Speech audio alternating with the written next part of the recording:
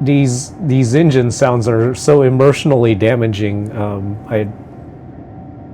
I don't know if I can finish the flight. But yes, ladies and gentlemen, meine Damen und Herren, it's John, and welcome back to the Cargo Fire here. Today we're going to be looking at a brand new, well, not really brand new, but we're going to look at the improved version of the FPS, formerly known as SSG, Boeing 748 Intercontinental add-on that you can get for XP12. My reasoning for picking up this add-on or supporting this developer was, I don't know. Hopefully they turn their luck around. I mean, I'm a fan of flying the 748, and again, I've seen when they have been able to put out a really good version. It's just I don't know what happened with the last couple versions where the flight model and the coding all just turned to trash. But here we are today. I paid the upgrade for the passenger variant. They're going to charge again for the freighter, but it is what it is. Here we are with the 7478 version 3, release candidate 3, proudly wearing the Yankee Tango Lufty livery for service to München today. One of the things that FPS have done a really good job is always with the engine fan modeling. I think really you're buying 4 engine turbine fans and then the aircraft comes for free. Just lots of exceptional detail with the GE NX engines in here. Other things to note, as far as the 3D model exterior is concerned, it's still largely the same, I would say, as we've seen in version 2 of the SSG, as this airport worker destroys our aircraft. So basically, again, this portion right here, ladies and gentlemen, is largely unchanged. This is largely unchanged, this EFB interface, whatever you want to call it. Essentially a carryover from the previous version. And specifically for today, we are using the stock sounds that come with the aircraft. I haven't put in the FT Sim mod or anything, so we'll be making an evaluation based on what you get out of the box. With that being said, I'm not quite sure if the FT Sim sound mod from version 2 of this aircraft will carry over into here without difficulty. That part I don't know. Alright, so standby power, battery switch. Alright, so let's go ahead and fire up them engines. Now which is connected and bypass pin has been removed and signal on the left. We'll see you next time and have a safe flight.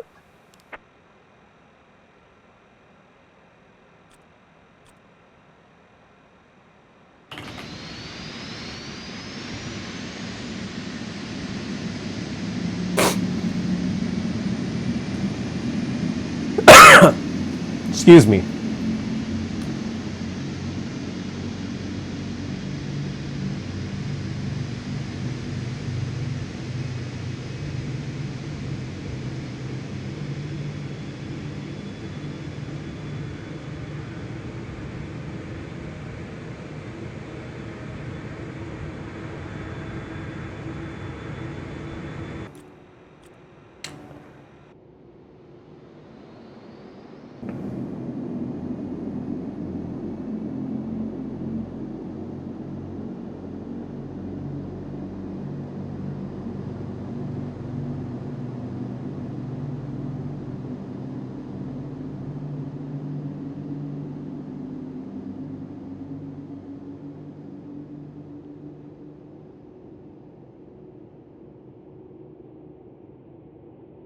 There's just this weird transition after the engine start sequence. Like, it just sounds like the engine dies.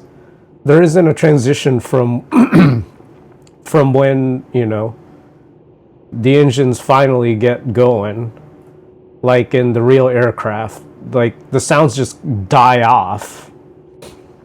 And again, we're evaluating the stock sounds. I haven't manipulated the sound set. We're evaluating based on an out-of-box experience.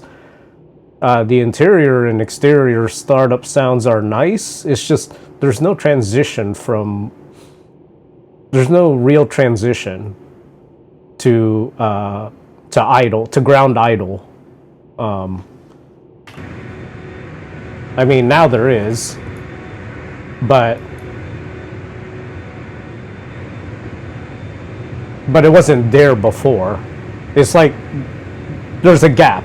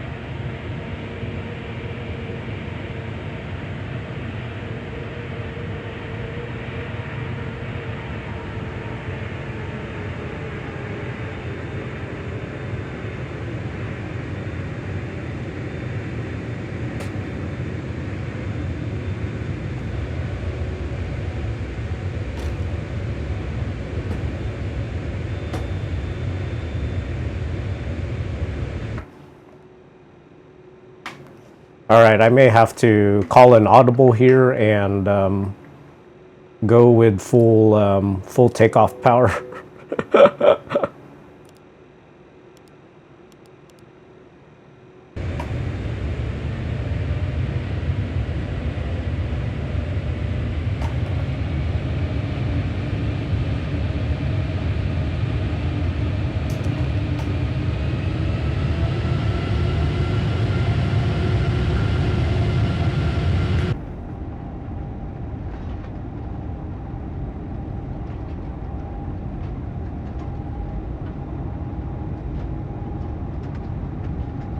Knots.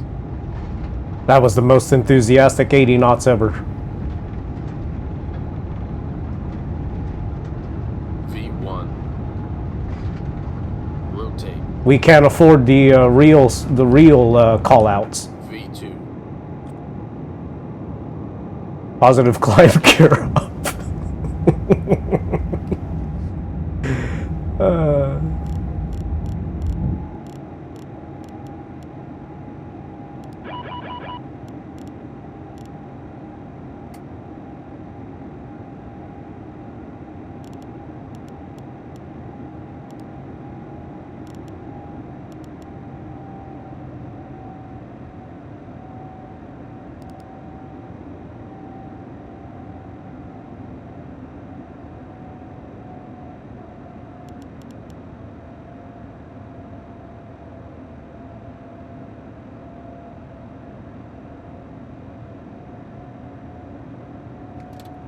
All right, flaps 5.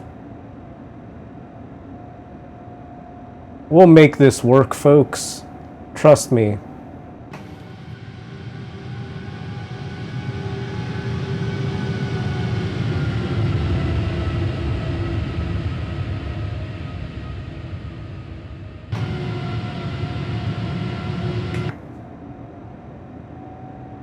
I don't know, ladies and gentlemen.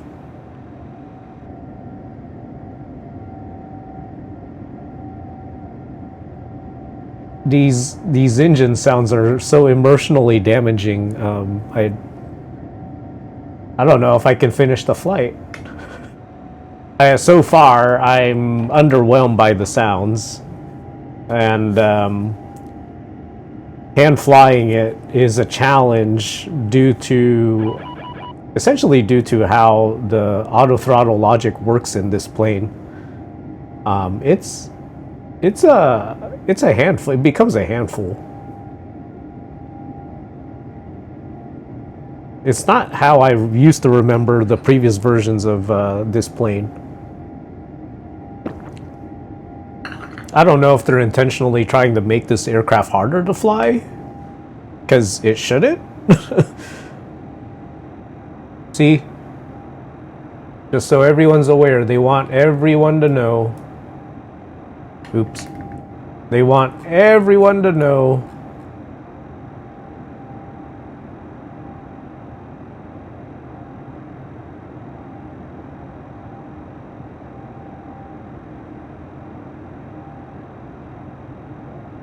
Don't call them SSG no more. Ooh, LIFR. Woohoo! It's gonna be spicy. Winds 080 at 7 knots. Broken. Overcast 100. Temperature -4. Dew point -4. QNH 1001. Oh boy. You love to see it.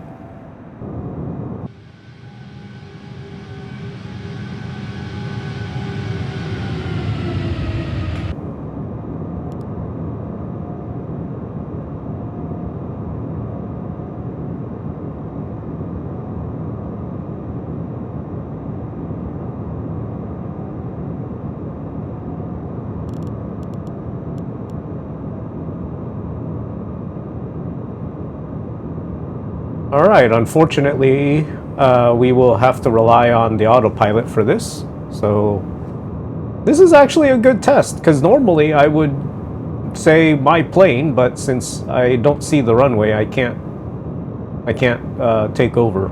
So, and yeah, we're not going to see nothing till 100. Oh man, this is a Jesus take the wheel moment right here.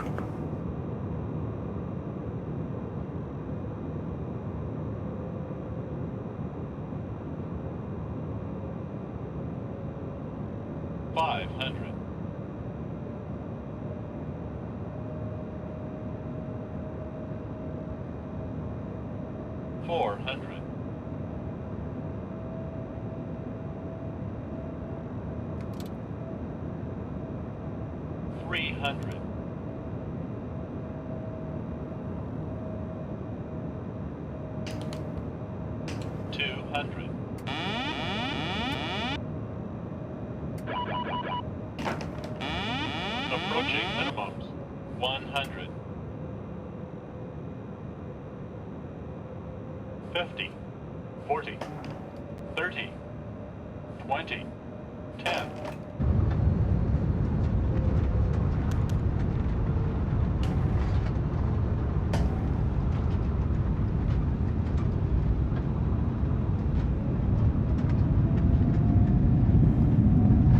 Wow, naman. 60.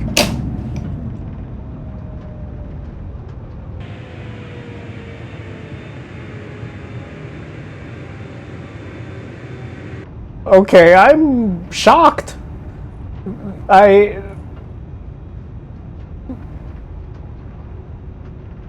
That that was pretty good.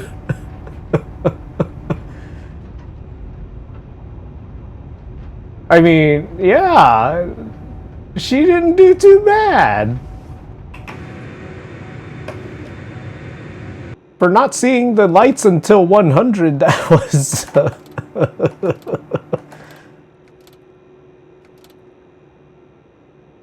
that was, wow. Not seeing anything. See, 300.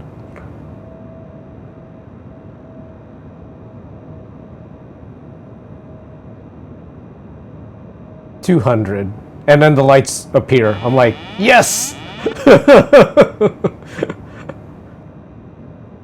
Approaching minimums. I know we're a little high, but it don't matter.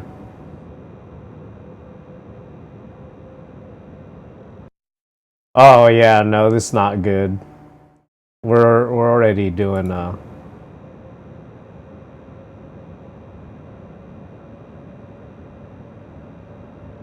Let's see if this corrects itself.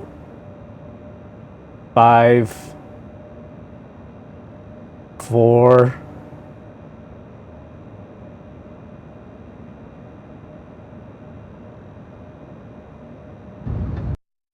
Sorry, dude. Another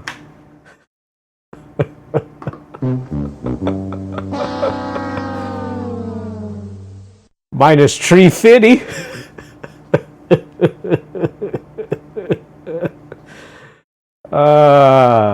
This ain't no tree fitty, man. It's okay. It's okay. Pack's gotta wake up sometime. I know. Plus, it's, you know, we don't know the condition of the runway. It could be freezing, so you definitely want to give it some authority. You want to give it a warm German hug.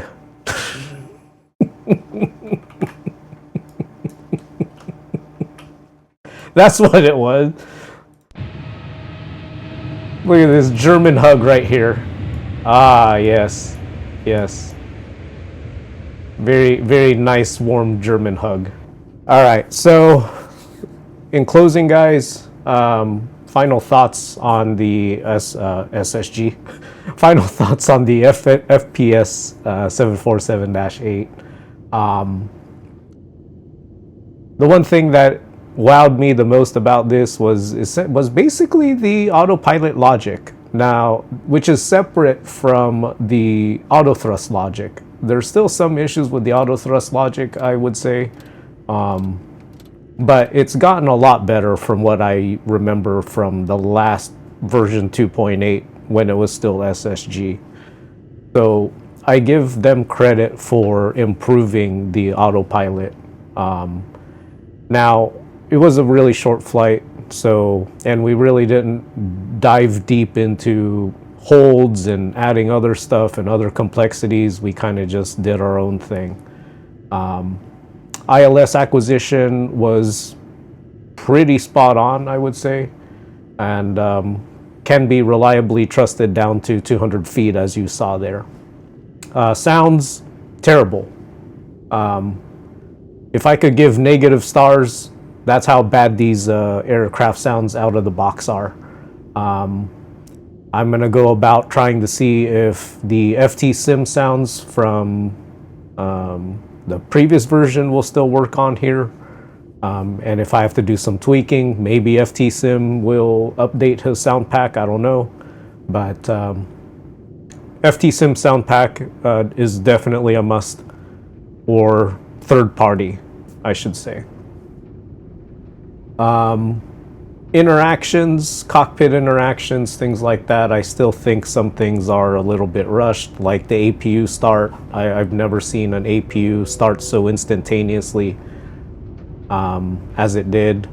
The pilot calls are really atrocious. 80 knots. Like, the guy didn't even sound like he wanted to say 80 knots. Like, just give me the money is basically what I heard from that. So, putting it all together, is it worth the upgrade? I don't know. I mean, again, if you're a fan of the aircraft, then it really doesn't matter what the price is. You're gonna go and get it, kind of like what we did here. Like I said, I thoroughly enjoyed flying this aircraft a lot back. I think when it was version 2.6. 2.5 or 2.6, and then I don't know what the hell happened after that. So there is a little bit of redemption now, with it being a rebranded FPS 7.4. So that's going to be it for the stream tonight, guys. Quartz, thank you so much for joining the conversation, and for the subscription onto the YouTube. DigiDriver, thank you for being there. Steve, 09er, thank you so much. And Zato Flies, as always, you know, thank you for being there. Sky Command, thank you so much again for coming by. I will go and set up this raid to our friend Mr. Melvin Leroy. He's doing an amazing job in the Starship.